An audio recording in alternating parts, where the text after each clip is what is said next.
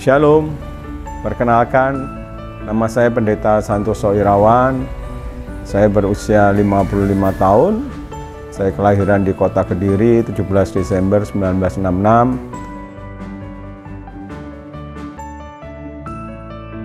Saya mempunyai satu orang istri yang bernama Kurniawati Lugiman dan anak tiga. Yang pertama perempuan bernama Yemima Santoso, kedua perempuan bernama Deborah Santoso, dan yang ketiga laki-laki bernama Rafael Santoso.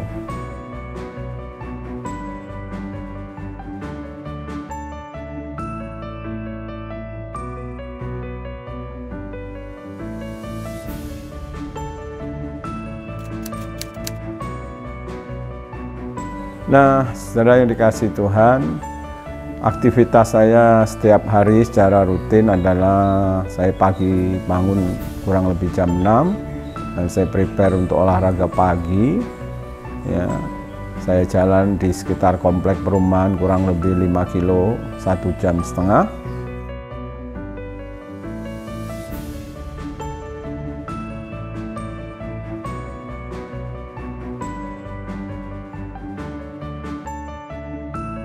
Nah, setelah itu saya biasanya beraktivitas ke kantor. Saya ngantor.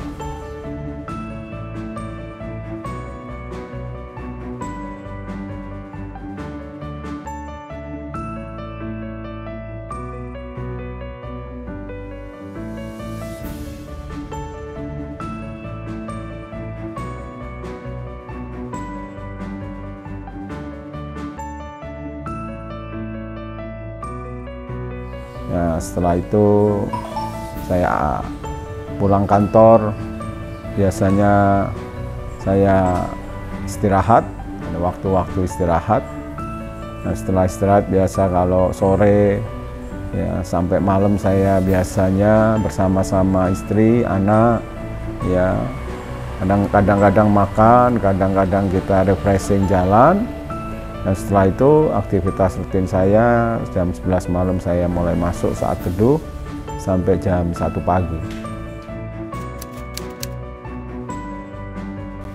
Perjalanan hidup pelayanan saya mulai dari semenjak saya masih muda, yaitu kurang lebih umur 15 tahun. Setelah saya bertobat, saya dibaptis, saya memulai pelayanan di Persekutuan Anak-anak Muda di Tomang, Jakarta.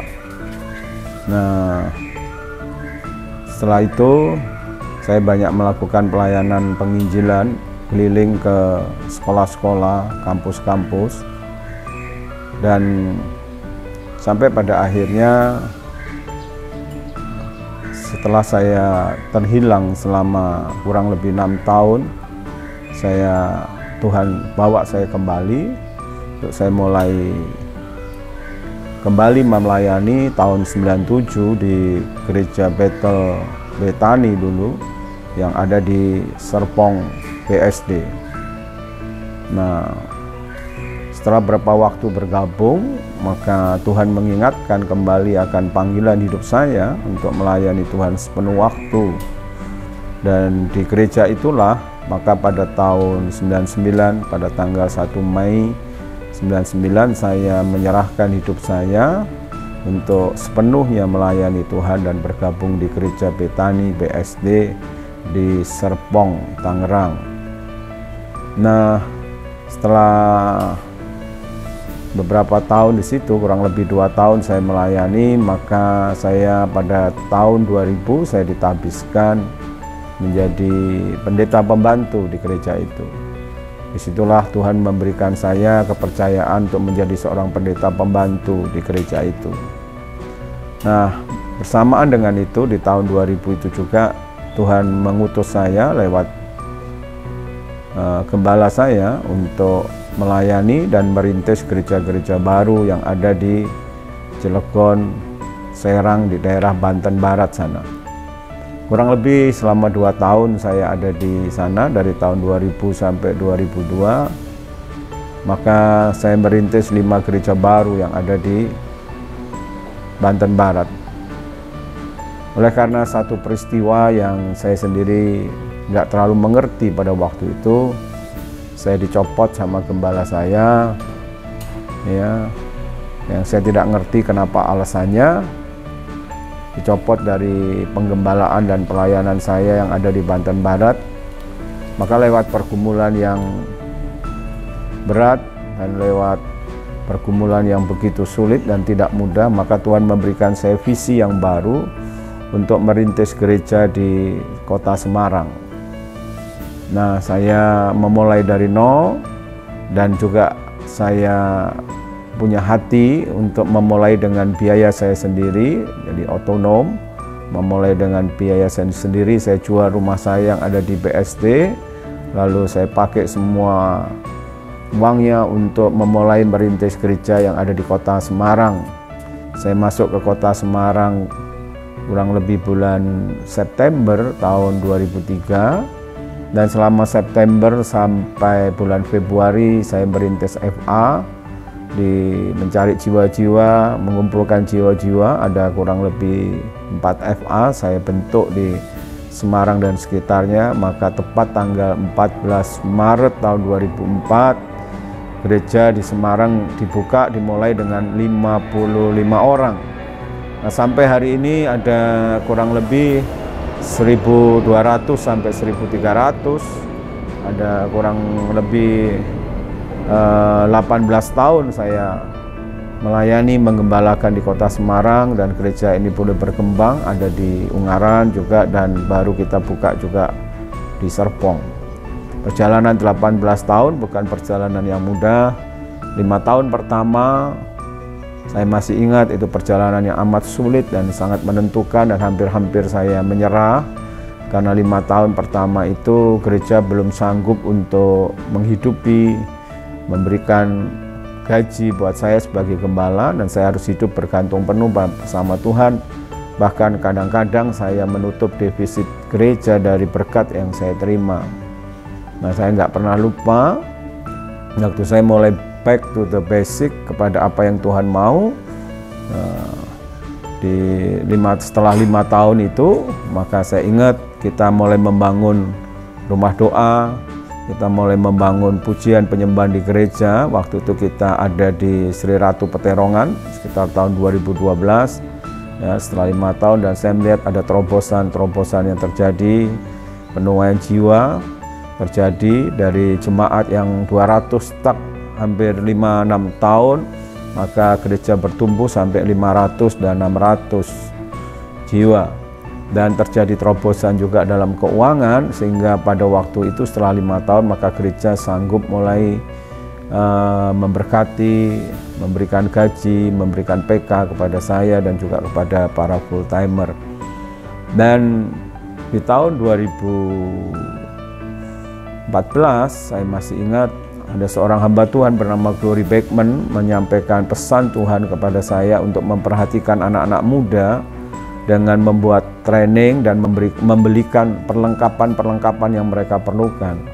Saya sempat simpan nubuatan ini selama 2 tahun, dan selama 2 tahun itu saya menyimpan, dan saya belum mengerjakan karena saya masih menguji akan pesan itu. Nah, lewat satu peristiwa, ada seorang hamba Tuhan yang Tuhan panggil di tahun 2016 di kota Semarang, maka Tuhan ingatkan kembali untuk pesan itu, dan mulai tahun 2016 kita sudah bertempat di gedung yang baru sekarang yang ada di Geria Kanaan. Maka saya mulai mengerjakan pesan Tuhan itu dengan membuat kelas-kelas training untuk anak-anak muda, dan juga membaharui gereja yang ada dengan gaya dan warna anak muda. Dan semenjak 2016 itulah terjadi terobosan yang besar, ya, baik secara jemaat, ya, dari 500, 600 sampai ke 1.200, dan juga keuangan yang juga terobosan keuangan yang cukup besar, sehingga kita boleh jadi berkat, boleh jadi dampak buat kota-kota dan bangsa-bangsa. Dan puji Tuhan, di usia 18 tahun gereja ini Tuhan memberikan bonus, yaitu sebuah gereja untuk kita gembalakan yang ada di Serpong, di Gading Serpong, di Agaton. Nah, saudara, dari pengalaman hidup saya 18 tahun melayani di kota Semarang, Maka kalau saudara bertanya apa sih rahasia daripada sebuah pelayanan itu, saya mengatakan bahwa itu adalah kasih karunia dan anugerah Tuhan. Dan bagaimana kita bisa mendapatkan itu kalau kita ini mengenal dan mengerti akan hatinya Tuhan. Keberhasilan sebuah penggembalaan bukan terletak dari hebatnya gembala, dari hebatnya atau kemampuan seorang gembala, tapi terletak dari dia mengenal dan mengerti hatinya Tuhan dan mengerjakan apa yang Tuhan mau buat hidupnya. Nah, untuk itu tidak ada jalan lain kecuali hamba Tuhan itu harus masuk dalam keintiman dengan Tuhan. Dia mesti mengalami Tuhan setiap hari dalam hidupnya. Dia harus mengalami perjumpaan dengan Tuhan setiap hari. Nah, oleh karena itu seorang hamba Tuhan harus kuat dalam doa dan pujian dan penyembahan. Karena itu rahasia untuk dia mengalami Tuhan dan mengalami perjumpaan dan untuk mengenal akan isi hatinya. Nah, oleh karena itu di kita memang ditekankan sekali soal doa, pujian, dan penyembahan. Nah, oleh karena itu Bapak Ibu Saudara yang dikasihi Tuhan, saya ingin mengajak Bapak Ibu Saudara untuk ambil bagian, untuk kita membangun keintiman dengan Tuhan lewat doa malam. Kita punya doa malam setiap hari Rabu jam 6:30 malam. Dan juga untuk anak-anak muda, ya, mereka yang berjiwa muda, kita ada ibadah khusus untuk anak-anak muda dan mereka yang berjiwa muda jam 1 siang. Karena itu Tuhan taruh hatinya untuk saya memperhatikan anak-anak muda. Dan juga tidak kalah penting ibadah kita, sekalipun ibadah umum, tapi nuansanya, warnanya adalah warna anak muda. Bukan berarti orang tua tidak boleh hadir. Dan tentunya setiap orang tua yang hadir, kita berdoa mereka akan menjadi awet muda, karena gereja kita adalah gereja yang diwarnai dengan kehidupan anak-anak muda. Ya, kalau saudara masuk ke gereja kita, maka ibadah dengan 3 kali ibadah jam 8, ibadah umum jam 8, jam 10, dan jam 5 sore, itu nuansa dan warnanya adalah warna anak muda, supaya kita semua awet muda. Nah, oleh karena itu Bapak Ibu Saudara, saya ingin mengajak juga untuk Bapak Ibu bisa menikmati ibadah kita, ibadah yang selalu spesial, yang membawa kita dalam perjumpaan dengan Tuhan setiap minggu jam 8, jam 10, dan jam 5 sore. Tuhan memberkati.